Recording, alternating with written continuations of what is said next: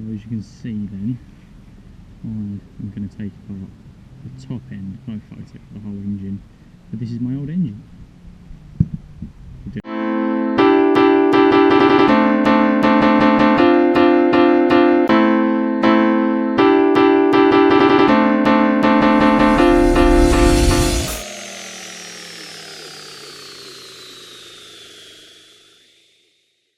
In my garden, because it's just eat it. But I'll put this back on. This is an older clutch. Well, this is from the new engine, the clutch that slipped, so I just changed it. I just put it all back in here so I don't lose it for no reason. But so this is like this is your oil filter in this engine. It's going to come out. You can see I haven't cleaned it or anything. That's how it is. That's how it was. But yeah, you don't have an oil filter. It's like an oil gauze. So you have to take apart the clutch cover to actually do it. I did it before on this engine. That's kind of how I know what it is. So the left side, obviously there should be cogs and stuff, but they've all been taken off. But yeah, it's relatively cool. Little cam chain. So I kind of know how most of it works. I'm no expert, but... And I mean, obviously it's got hot, and you can, I don't know how well the camera's going to get it, but you can sort of kind of see. You can kind of see from there to there, there's a colour change, where it's got extremely fucking hot because there's no oil in it. So you're going to see, obviously, loads of marks there, but they're fine. That's how they all are. I've seen a couple of these apart. Doesn't matter basically how that looks. So, basically, we're going to begin by leaking oil everywhere. Luckily it's an old sofa. I'm going to take apart these, take this off, which takes all the, what are they called now? What are the valves? Valve guides, I think. And go from there. I've just literally got myself a couple of sockets because I shouldn't need much else. And I'm missing all my sizes. Yay! So, I'm going to stop and I'm going to return in a minute. Right, so I've returned with all the sockets. Got the cheapy eBay set, but it fucking does the job. I thought I'd show you this as well. So this is the back of it. It's kind of hot. I think they might be supposed to be like that, but it doesn't look chewed up. But this is the problem with why the engine didn't start initially. So obviously this is the flywheel from the newer engine than mine. I put my flywheel in the other engine. Now what it is, you've got, you can see obviously it'll be bolted on. It'll be bolted on there, if I remember rightly, one way or another, whatever. Let's just imagine it's there. It is there somewhere. There we go. It actually turns the cameras on, as you can see, which will open and close the valves and blah blah blah. What happens is there's a pickup, which will then know when. So it goes sort of starts there. And it will spin, it will go 1, 2, 3, 4, 5, 6, 7, fire, or whatever, however it works it out. Now, when you align this on the cog, this one starts at an earlier or later point than my engine did. So this was telling my engine, or the ECU, sorry, to fire at the wrong time, so that's why it wouldn't start. So then when I put my one into that engine, which was the only difference I found, it started up straight away, and it's been fine ever since. I've done probably a couple of thousand miles on it now, maybe like 5,000 miles-ish, maybe a bit less, and it's been fine. So it was just this, it was just the timing that was out, so it was firing and sparking at the wrong time. So all I would get was just popping and banging and a flame. I got a fucking pretty massive flame because it was unburnt fuel in the exhaust. But change this over, side up, so I thought I'd show you that. Let's get on to the disassembly. Yeah, so you see, I can move it.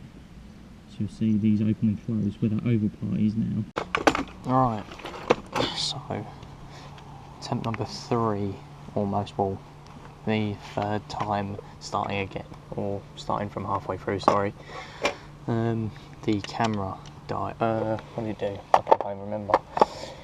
It become full, where I'm using the Hero 4 Black now and recording in 4K. Turns out my the storage life doesn't last very long. Whoa, fucking hell. I've never done this before, by the way, so this is hence why this is so fucking tight. Just trying to fucking balance it in between my leg or something. Cool. obviously all these bolts are all like torqued down and stuff like that, so that's why they're so fucking hard to undo.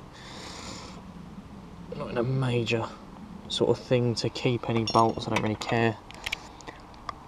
I probably won't put this engine back together anytime soon, so I'm just taking it apart for a bit of curiosity really. Let's take the cam chain tensioner off. So we've got an automatic cam chain tensioner as well. It's actually quite good that the camera got full up, because it gave me an opportunity to look at the footage quickly, make sure the angles were okay, and it's not amazing, but it's not too bad. It's not, you can't see fuck all, so that's a good thing. And of course, yeah, there it is. It's tiny, absolutely tiny. Yeah, so it's under real pressure, spring pressure, so when the cam chain becomes loose, this can come out more than take up basically the slack. So it's interesting if you're interested in stuff like this, which will probably be the only reason you'll watch this. So, but yeah, like I was saying, it gave me an opportunity to see the camera angle, and I put the exposed back door on the camera because the audio was, as you'd notice, fairly quiet. These are done up so tight.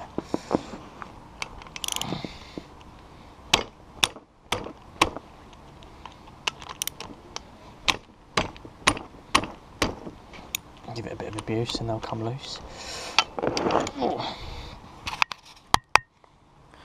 Just sort of hoping you can see the majority of this.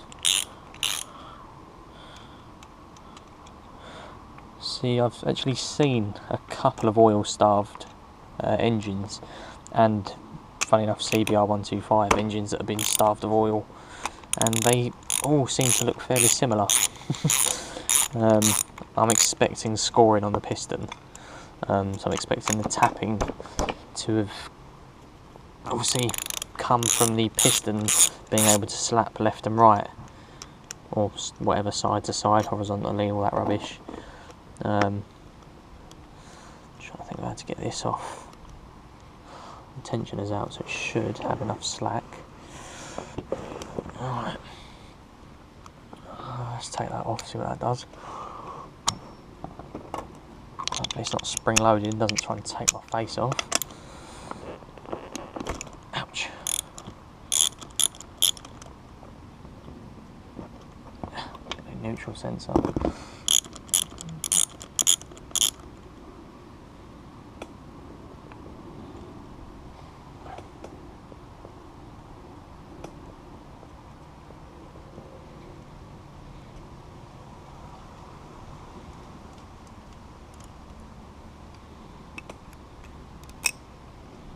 Ooh, magnetic. Alright. And little guides. It's amazing how this is made out of plastic. In my eyes anyway, it's amazing how it's made out of plastic and it doesn't melt. When you think about the temperature, when you feel the side of your engine casing when it gets hot, the fact that this doesn't melt at all is, to me again, quite interesting.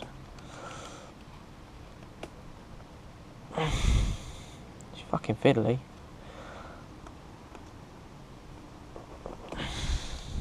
Bastard thing. Ow, fuck. Dropped it right on my foot. Yeah, it's not going to let me undo the cam bolts. Because it just turns the engine over. As you can see.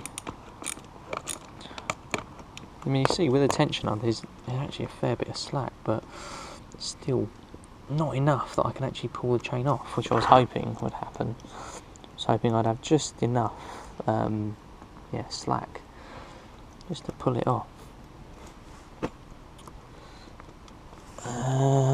Right, let's go back up this side. There we go. Tiny little cam chain. Pretty cool.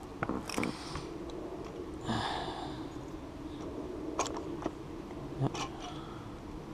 So they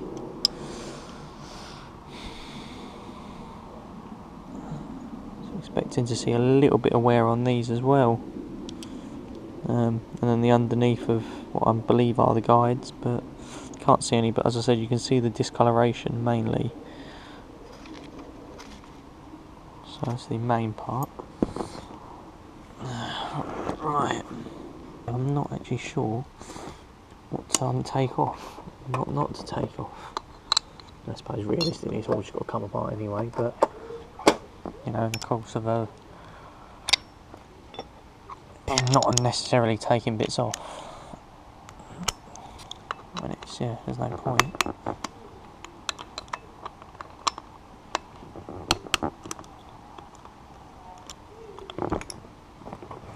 Fucking loads of oil on my hands.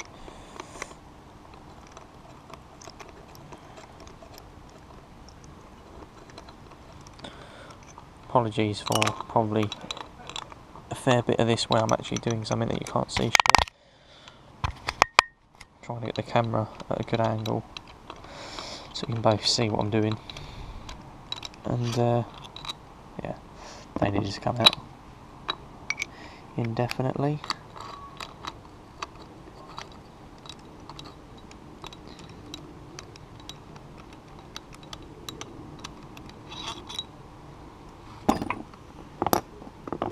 There we go, that's what I wanted.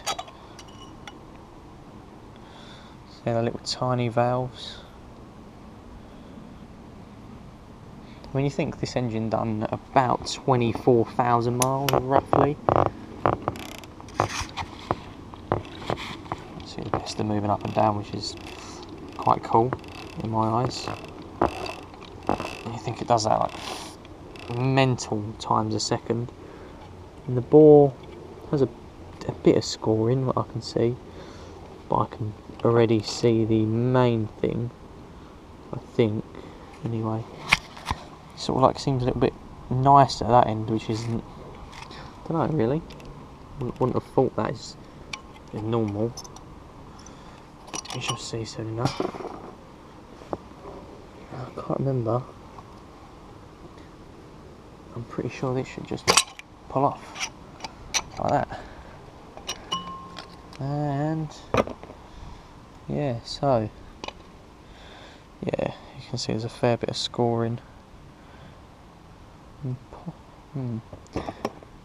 Right, oh god.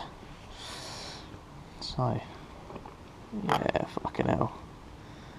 So yep, so you can see that side has got an immense amount of scoring on it. Yeah, really, really bad.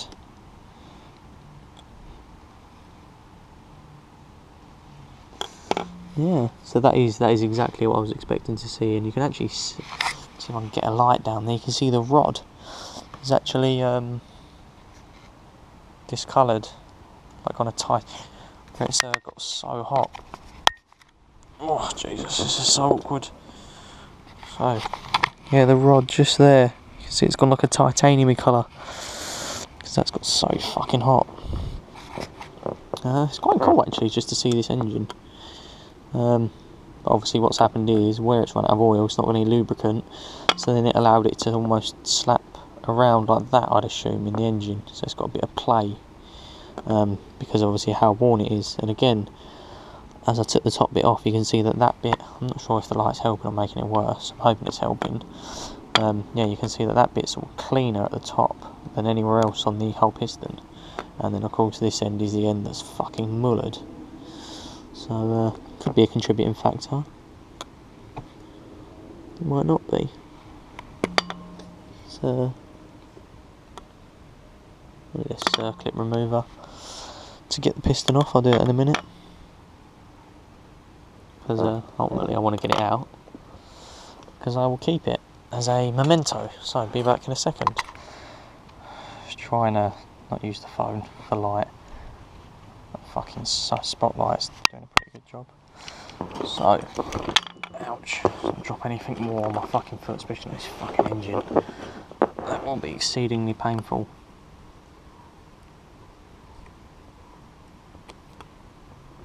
I know these are notorious for fucking pinging off, so I'm trying not to kill myself. So what I'm basically trying to do, taking a bit longer than I thought it would.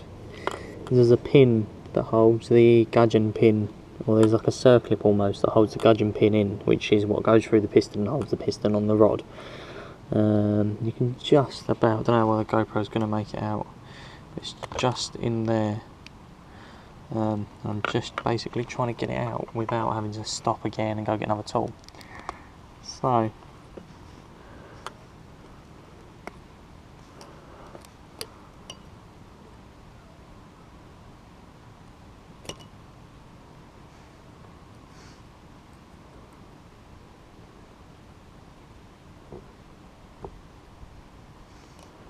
right.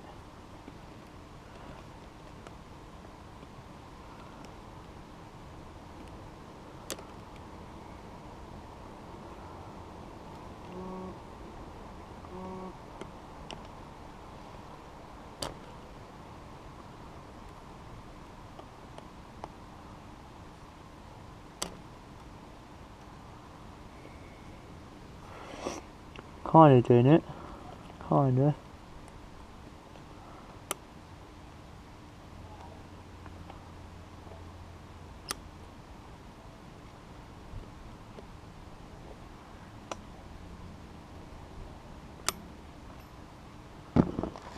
Fucking hell, that pinged.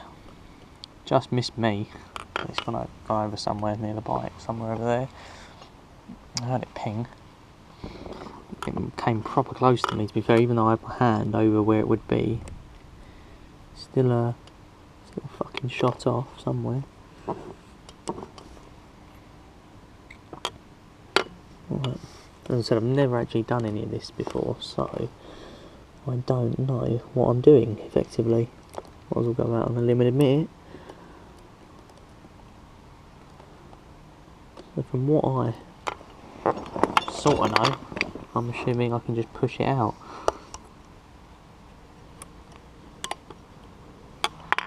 You'd obviously expect there to be one on either side. I don't know how you're going to make that out, but it's just on the lip now. Just on the lip there. This is when it just almost fucking pings off at your face. You should be so careful. There it goes. That one landed on my feet somewhere. It's a fair bit tighter than I expected it to be. But it's on its way out. Oh. Just do maybe a bolt or something, maybe. Just this, if it'll fit through. Oh, look at that, like a glove. Just get a little tap. There we go. Right, and that is it. So you can see all the scoring around there, and probably where it started to blow. You see all the carbon on the top, but then where the arrow is scored, obviously it's not, the ring's probably not sealing very well, or whatever, you know, the bore, so it's blowing up through the top. So that's why it's like that. But yeah, all in all, it's what I'd expect it to have been like, to be fair. I'll probably clean it up now and use it for something.